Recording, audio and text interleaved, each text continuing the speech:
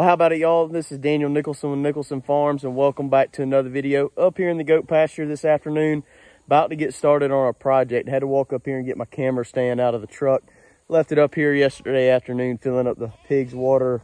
But we're in the pasture, like I said. We're going to be working on our pastures this afternoon. We're going to be spreading some oats and some radishes.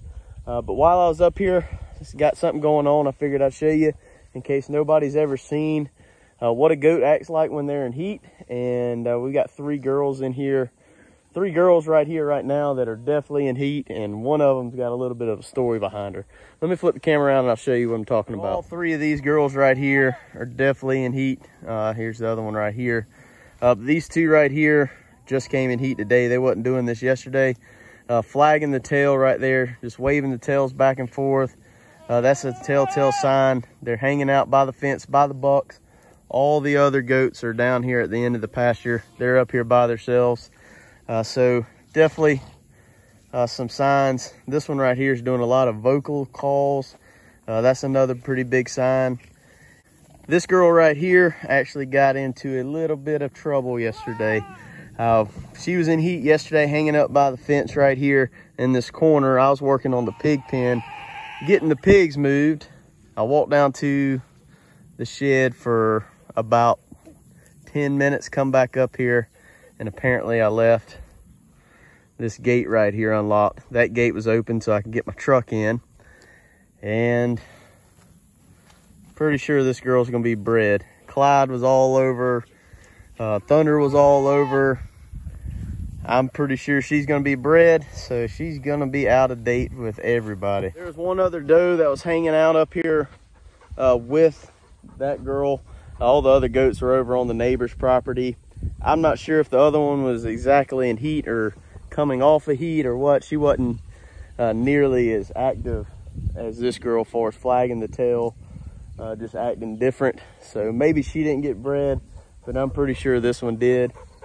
So fast forward 150 days, March 10th, we might have some babies out of this girl and potentially the other girl. We're not gonna know whose babies they are unless they come out black. I guess we could say for sure they're Thunders, but, or, you know, all white. Maybe it's Clyde's. We don't know. We'll have to wait and see. Maybe she didn't take. Maybe they were pushing each other. The billies were pushing each other around so much. It didn't happen because we're about 3 to 4 weeks away from breeding right now. I really like to have everybody on schedule. But I got the pigs moved yesterday afternoon. I didn't film any of it. I was kind of working pretty quick to try to get it done. But I want to show you something real quick while we're up here. So this is the pen that they just came out of, and about 4 or 5 days ago I came through here and you can see some trees laying down. I got a bunch of them stacked up over there. I cut down all the trees that was in their pen, or the ones that was dead. This pen right here, I also did the same thing before I moved them in here, and I went ahead and burned all the trees that I cut down. So this pen is pretty clean. I mean, the only thing that's left in it, we got this Chinese privet right here, invasive around here, but the goats munch on it. It's only one, so it's not gonna hurt too much. Keep them under check. We've got a dead tree right here. It's just too big for me to cut down. As it falls apart, I'll burn it. And then we've got a white oak behind it, a big white oak in the back. This is the goal. This is what we're shooting for. I want everything to look like this. If you can look over here, it still looks like a jungle over there, and most of those trees are dead. We're gonna cut those out and, you know, move the pigs over there eventually, or in the next couple weeks. We'll get those cleaned up, and hopefully everything's gonna look like this. I still need to do a little more cleaning over on this side, and hopefully now sunlight's gonna be able to get in there. The pigs are gonna turn it up a little bit, and we're gonna throw some seed down, and hopefully we can see if we can get some seeds started going. So I guess let's go ahead and get started. We're gonna lock the goats up on the neighbor's property for a little while so I can leave the gates open and get where I need to get with the tractor. Still have to hook up the spreader, load the spreader, and get going. We got about an hour and a half before it's supposed to start raining. Right now it's about a 30% chance of rain. In about 2 hours, it's gonna be 80% chance of rain. So we've got a little bit of work to do in kind of a hurry. I'm gonna walk down here, let these goats out. I doubt those three are gonna come down here.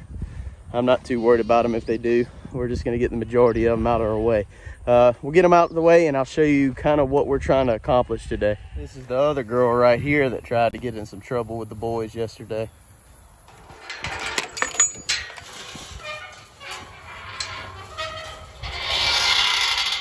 Come on, ladies. I tried calling for them other 3 girls. They're not interested. They want to hang out by the fence line with the boys. So we'll get these girls out of our way. Let them go graze for a little while.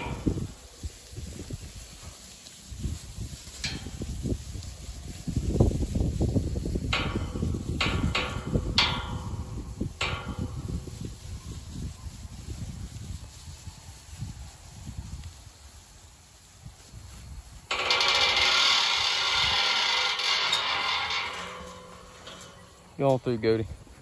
You're always the last one. Go.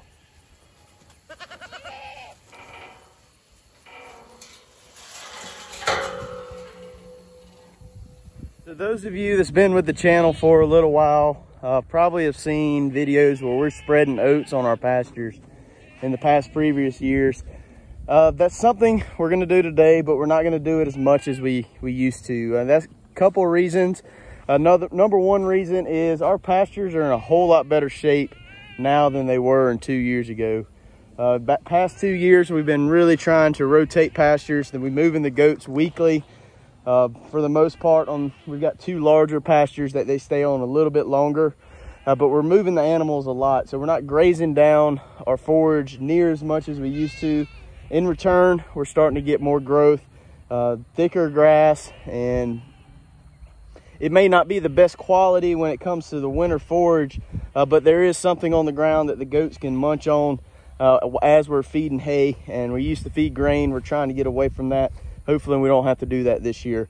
And the other reason we're not spreading as many oats is I'd have to purchase them this year. For years and years and years, as long as I can remember, my granddad always planted the front pasture, the front field in front of his house in oats every year.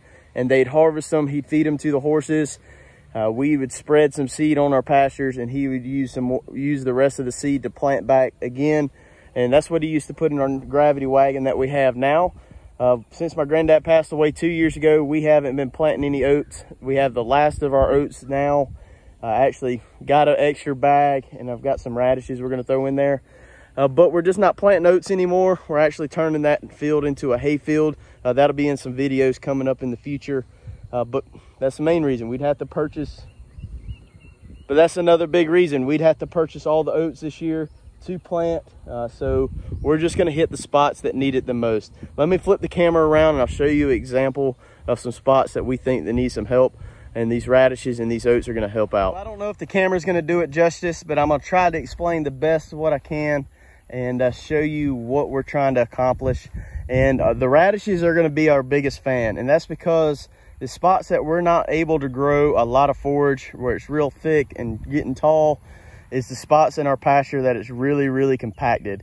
As you can see on this road right here, going through here, this is a spot that I've drawn for years and years, and I've made sure I stay in the same spot, really, going up to the pig pens to kind of limit our compaction. I don't want it spread out all over the place. But another thing is this pasture right here, along with this one, and then the one in the back, where our horse pastures growing all growing up. And the past 5 years, I fenced in this over here, so it's not nearly as bad, but it's still some compacted areas in there. And that's from vehicle travel and also pretty much where the horses will hang out. Our water trough has always been right here. So kind of this whole area right here is compacted where the horses have come up to get water. We live in a very clay-based soil. We have a little bit of spots that's got some sand in it, but clay, whenever it gets wet and if it's exposed to the sunlight, it gets harder as a brick. So we're trying to, you can definitely tell in some spots that we've got some better grass. Let's go over here. It's not the best, but it's best that's close to me.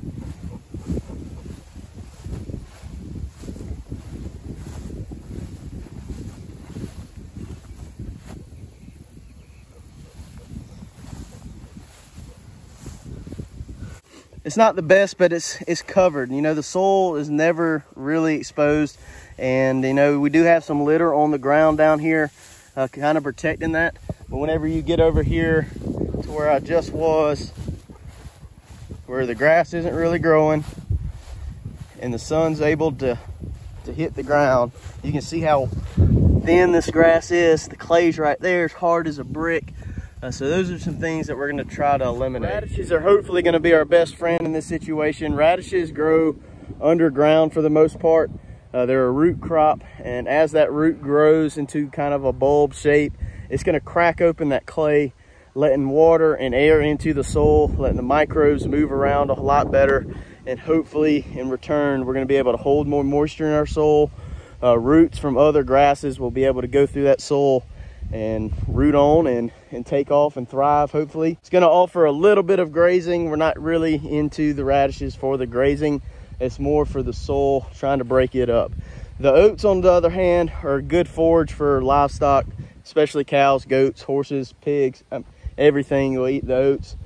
So as they grow, you know, they are going to give us a little bit of forage, but they're also doing the same thing, just not as effective with their roots. They're kind of breaking up the soil. Anytime that you can have a live root in the soil, covering the soil, you're going to be benefiting it. So we got some extra oats laying around. We got some radishes. Let's go load up the hopper on the tractor, or the spreader on the tractor, and we got to hook it up first and see if we can get some oats and some radishes spread before the rain. We need some rain. Happy to have it. We got to get busy before it catches up to us.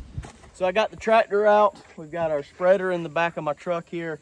I've got some old oats, some new oats, some radishes, and we're just gonna kind of mix it all together and put it in the spreader and spread it out. Let's get the spreader out first, and then we'll just pour some oats in. We'll pour a little bit of radish in, kind of mix it up a little bit, pour more oats, just kind of do that. It's not gonna be a complete even mixture. I'm not really too concerned about it that much. It's better to go ahead and use this stuff before it goes bad. Some of these oats are probably pushing 3 years old. So I don't know how the germination on them will be, but it's better to spread them on the pasture, get them out there. If they can do something, then just let them sit in the barn and rot away.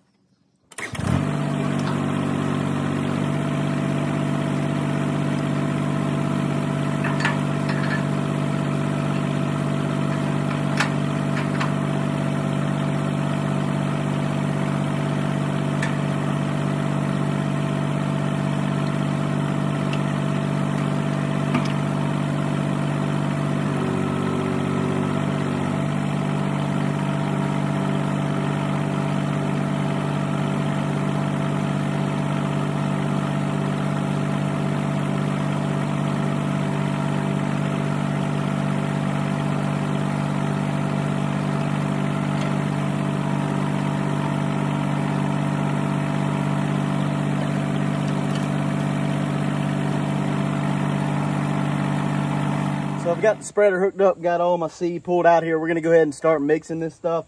All I'm gonna do is throw some oats in, throw some radishes in, kind of swirl it around. I got a crowbar so I can reach down in there, swirl it around a little bit, and just keep adding till we're out of seed. I'm probably going to put some of our better stuff at the bottom because we're going to be hitting our worst spots first. The first 2 pastures we're going to is probably the worst. And then we'll just kind of go from there and get everything spread out. If we have enough, we're going to do this field down here in the bottom behind our shed. Don't know for sure if we're going to have enough seed to do all that. We'll just kind of have to wait and see. But got some oats, got some radishes, let's throw them in.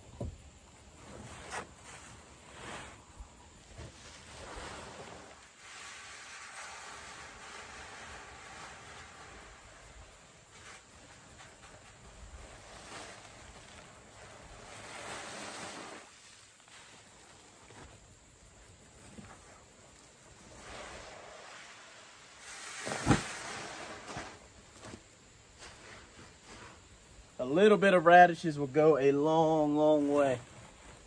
So we got everything in the hopper.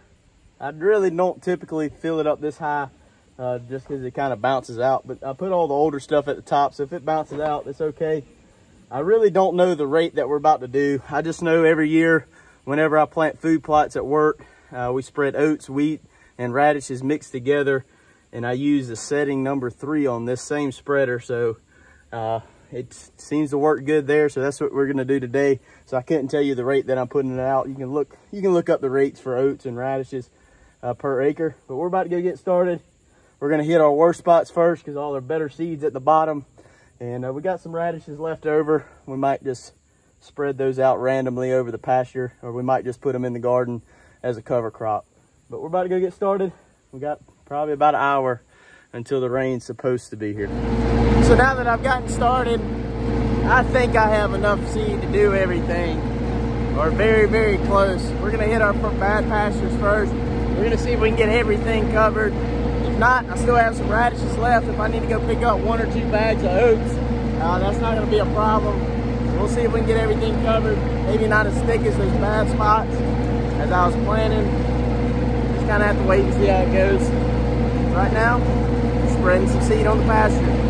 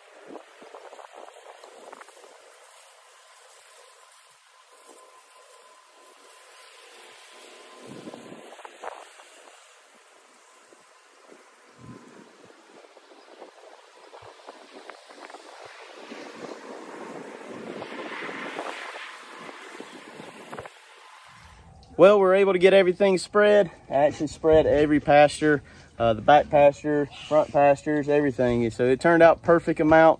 Hopefully we're about to get a good shower on it. It was trying to rain here just a second ago. We could really use a good rain. Those seeds can get it off to a good start. It'd be a big help. We're not gonna have the best germination out of it, I don't think, because number 1, it's old seed. Number 2, we're not plowing up and putting it in the ground. So the soil to seed contact isn't the best, but a heavy rain can get those seeds down to the ground and hopefully get a good germination on them. Hopefully those seeds are going to help out our pasture, especially those radishes, by busting out those hard pans in our fields. These girls are still at it up here with Clyde, wanting to get in with him. Whenever my brother gets home, we're going to move the bucks behind the shed. We need to go over them anyways. We need to check through them and deworm who needs to be dewormed, trim any feet, make sure they're in tip-top shape before breeding season. Just a couple weeks away, and I like to have my bucks out of sight, out of mind from the does at least a month before the season, so whenever they get in the pasture with them, the pheromones get going and everybody cycles at once. So we're going to move them behind the shed, and then in about a week or so we're going to go through the does. We're going to work all them again and figure out what our plan is for us, who's going to who when we go to breed, whether it's Clyde or Thunder. So that's the plan. pray for some rain. Hopefully we get it. But I really appreciate y'all hanging out with us. If you haven't already, please hit the subscribe button, hit the like button, hit the notification bell, leave us a comment, and we'll see y'all on the next one.